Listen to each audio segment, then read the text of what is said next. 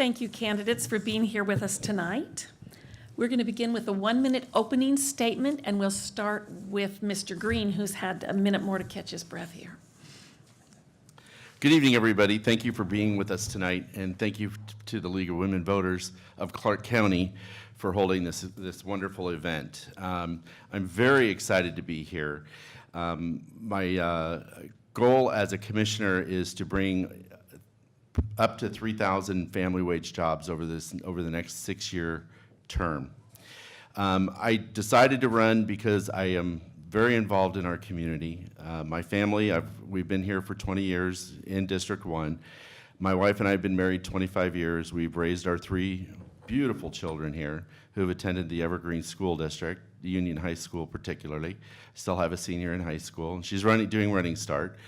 My son, who graduated Union last year, he's in the welding program down at Clark College, and my oldest is at DigiPenn Institute of Technology.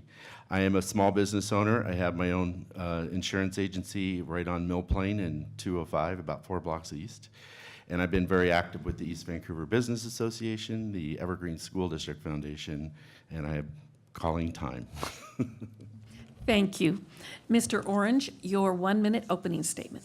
Good evening. I'm Don Orange. I have a small business about a mile from the port. I have been, my attention was drawn to this race, to the port, by a lack of transparency at the port, relative to the oil terminal specifically. I will say that in this race, I have 650 contributions from 500 people, most of whom live in and around Vancouver, and I deeply appreciate. And I hope to speak for the folks in Vancouver at the Port of Vancouver. Thank you. Thank you. We'll have a series of questions, and we'll give you each 1.5 minutes to answer. We'll start with each of you separately, and you'll get a 30-second courtesy warning, but we want you to be sure you finish your thoughts and finish your statements. Our first question, and we'll start with Mr. Orange. Describe the port's decision-making process and the boundaries for the port's decision-making authority. Do you support this process, or would you change it? The port has been in the mind over the decision-making process, and that's come out pretty clearly in this election, and that's, I would say, what this election is about. We need transparency. We need to make the decisions that affect the people that live in Vancouver and the Port District in front of the people of the Port District. You own the Port of Vancouver. You're not only the voters, you're not only the taxpayers, you and me own that port. And how it is managed matters, whether it is a great asset to us that can build our future here and strengthen our economy, or whether it is a danger to us. Thank you. Thank you. Mr. Green, describe the port's decision-making authority and the boundaries for the port's describe the port's decision-making process and the boundaries for the port's decision-making authority. Do you support this process, or would you change it? The decision-making process that the port currently has is a pretty standard operating process to determine what the port activities are. The boundaries are obviously within the Port District. There are opportunities for the port to develop properties or do other activities off of port property in conjunction with other entities such as the county or the city. I believe that the process is a good, sound process. There is room for improvement. Clarity is very, very important. But it allows the port to operate and look at opportunities to develop properties, build buildings, look at different commodities to bring into the Port of Vancouver. That's the job of the port, and to be an economic engine for our region. And I believe our port can be the largest economic engine on the West Coast. You know, it was back in the 30s, 40s, and 50s. We had the largest economic engine working for our community. Today, I think we're number 4, and I think we can be number 1 again with the right activities that we can bring to the port. Thank you. Our next question will begin with Mr. Green. What infrastructure needs, such as roads, bridges, river canals, etc., do you see in the community that should be a priority? And what do you think your role as a commissioner should be in moving forward to meet those needs? In talking with many people in Vancouver, we do have a traffic issue, especially related to where the port is located at. If you take a look at the traffic impact of the trucks coming down 4th Plain, Mill Plain, down Fruit Valley Road, there needs to be more of a commercial corridor developed. And I believe we can do that at 179th, which is just north of the fairgrounds, heading west, improving that road there, and creating a road down just west of 69th, and then coming down into 32nd, northwest 32nd, where the new Sunlight area is. That will allow a lot of trucks to get off the road coming from the north. From the south side, there's not a lot we can do without a lot more study. But we have traffic currently that can be diverted off those primary roads in downtown Vancouver, and that's a project that I think we can certainly take a look at. So, thank you. Thank you. Mr. Orange, what infrastructure needs, such as roads, bridges, river canals, etc., do you see in the community that should be a priority? And what do you think your role as a commissioner should be in moving forward to meet those needs?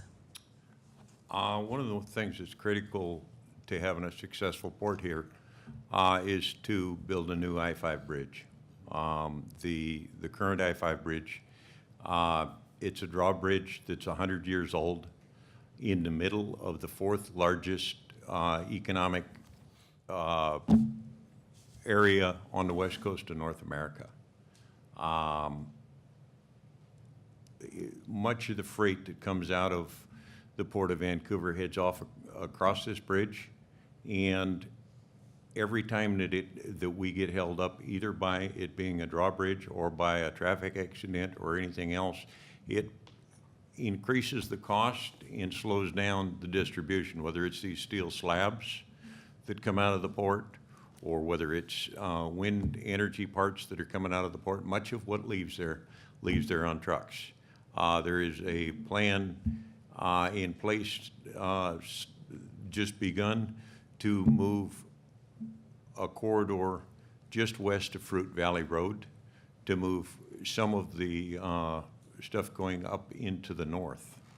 But we still have a serious issue of how to get stuff back and forth into Portland. Thank you. Thank you. And we'll start with you, Mr. Orange, with this question. Is the port prepared to deal with an accident affecting the port itself, as well as the surrounding community and the environment? Please describe how. The accident that's been on people's mind is the possibility of building the biggest oil terminal in North America of its kind at 90 million gallons. The firefighters say absolutely not. We are not designed to address this. The potential to address just the accidents that happen when the trains tip over and explode. The firefighters do not have the foam. They don't have anything to deal with this. They've asked us not to build this very dangerous setup. The firefighters have given us great help, and we should all appreciate them. Right now, they're putting their lives on the line in Northern California. They're the ones that were the first responders, and many of whom died on 9/11. And when they tell us that something's unsafe, and they want safety down there at the port, and they suggest ways that things should be developed and built, we should listen to them. Thank you. Thank you. Mr. Green, is the port prepared to deal with an accident affecting the port itself, as well as the surrounding community and the environment? Please describe how. Yes, the port is currently prepared to handle accidents. That is there. With regards to the terminal, the legislature of our state enacted back in 1970 a council called FSEC, the Energy Facility Site Evaluation Council. They are charged with looking at energy facilities of this type. They take a look at all energy facilities. They hire engineers, they hire scientists, they take a look at public testimony, they take a look at environmental impacts, they take a look at public comments. They're the ones that are going to determine that this is a safe or not safe opportunity. They send their findings to the governor, who then will either sign off on it or not sign off on it. So if they sign off on it, there is going to be a measurable increase in the amount of safety equipment that will be available at the port to protect any and all accidents that may occur. So if it is approved, this could be a moot point, because we don't know if the governor is going to approve it or not. But all the safeguards that I've read and I encourage you all to read the safeguards that are built into this. There will be millions and millions of dollars for safety equipment that will be included if it is approved. Thank you. Mr. Green, this question will start with you. Why do you want to be a port commissioner? And what do you believe is the most important job a port commissioner has? I'm gonna be show a little jealousy here. I want to bring family wage jobs to our region. I do not want to have my kids who are going to college right now or going to high school right now have to go to Seattle or go to Portland or go to San Francisco. I want to create family wage jobs in our area through developing properties that will attract light industrial, light manufacturing, green jobs, as well as opportunities for high-tech companies to move to our area. We have a lot of land north of us and east of us that can be developed by, in cooperation with the county, the cities, as well as developers here in town. That's why I'm running. I want to have a larger impact on our ability to attract family wage jobs. I also want to have an opportunity to impact our education, our students that are graduating. It's probably close to 40% of our students don't want to go away to college. They want to have jobs that they can support and grow their families here. Well, we have lots of jobs down at our unions, or down at the port, and through our unions, they have tremendous apprenticeship programs that nobody knows about. And I want to make sure that people are aware of those, and that will give us a healthy workforce at the same time growing our economy and bringing those family wage jobs to our region. Thank you. Thank you. Mr. Orange, why do you want to be a port commissioner? And what do you believe is the most important job a port commissioner has? I think the most important job is safety, is to protect the safety of the community, and also absolutely to ensure transparency, so that when we're doing the public's business, we're doing it in front of them. I agree with Mr. Green that we need to develop and drive family wage jobs in this community, and that this is very good. We need safe 21st century jobs that don't threaten other jobs in the community. There can be apprenticeships in the industries that we think of, which are the building trades. There can be apprenticeships in industries that we don't think of, in clerking and doing all sorts of other things. The port is capable of drawing industry in the metal trades, in machinery, in all sorts of exciting ways. And to get family wage jobs on this side of the river will strengthen our community. The less people that we have driving over to Portland, the more people can be involved in their schools, the more people can save 100% of their paycheck and spend it in our community. Thank you. Thanks. Mr. Orange, we'll begin this question with you. The West Vancouver Freight Access Project was conceived and initiated without the oil terminal. With the oil terminal, I think that's incorrect. What benefit will that project have on the port if the old oil terminal is rejected? The rail that we have at the port is some of the best there is anywhere. We can use this rail, and this is some of the best industrial land in all of Southwest Washington. It's got awesome rail service. It's also right next to the Columbia River. This can be used for what's referred to as roll-on, roll-off freight, which is Caterpillar's farm equipment. Can also be for cars, and the car industry is changing absolutely radically. Vancouver is one of the best places in the country to load and offload cars, and has a great reputation for it, for working with Subaru in that. There are other opportunities. There's cars that can come out here from the Midwest, where cars are produced, whether they're coming into this country or out of this country. Roll-on, roll-off freight. There is also new energy parts that are like wind turbine parts. There's also, we are well known for having the ability to move grain, and grain needs great rail service. This thing can be used for many other things. I've talked to many businesses that would like to be doing business down at the port, and they need this rail access. Thank you, Mr. Green. And I want to be sure I'm saying this correctly. This may be typed incorrectly. The West Vancouver Freight Access Project was conceived and initiated with the oil terminal. What benefit will that project have on the port if the oil terminal is rejected? Okay, I guess I misread that with you. Okay. So I'll say it one more time. I think I have it correctly.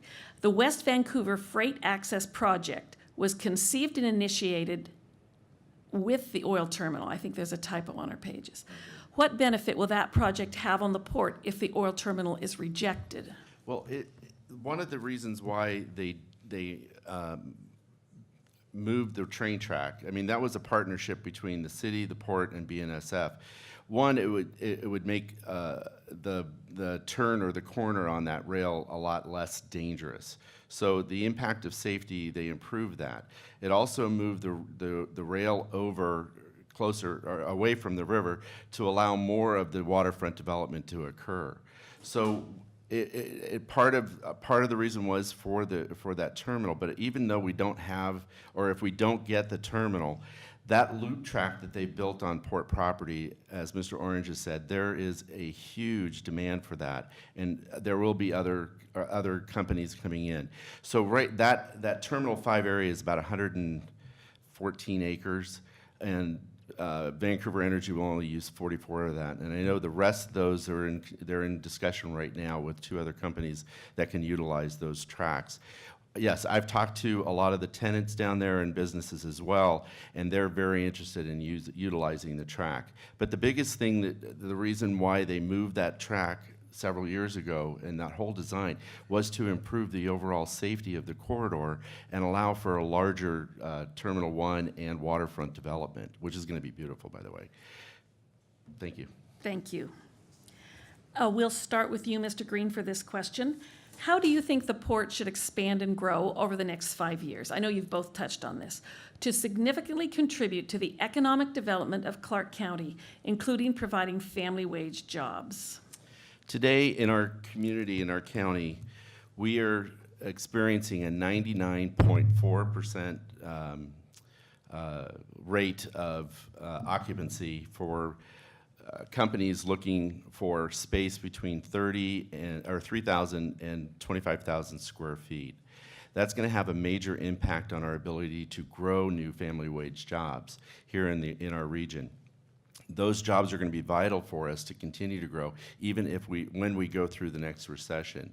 So a big part of my job as a commissioner will be to seek out and look for opportunities to develop properties such as up the Chalachie Prairie line, now that we have that new law on the books that Linda Wilson wrote and Jay Inslee signed into law. We can develop properties next to the Chalachie Prairie line. That in itself is about 1,000 acres, which could potentially bring 3,000 family wage jobs. We also have other properties on the port property and near the port property that we can certainly take a look at development. So that's what we need to take a look at over the next 5 years, to open up a lot more office and light industrial space so that companies can move here and bring those family wage jobs. Thank you. Mr. Orange, the same question. How do you think the port should expand and grow over the next 5 years to significantly contribute to the economic development of Clark County, including providing family wage jobs? I agree with most everything that my opponent just said.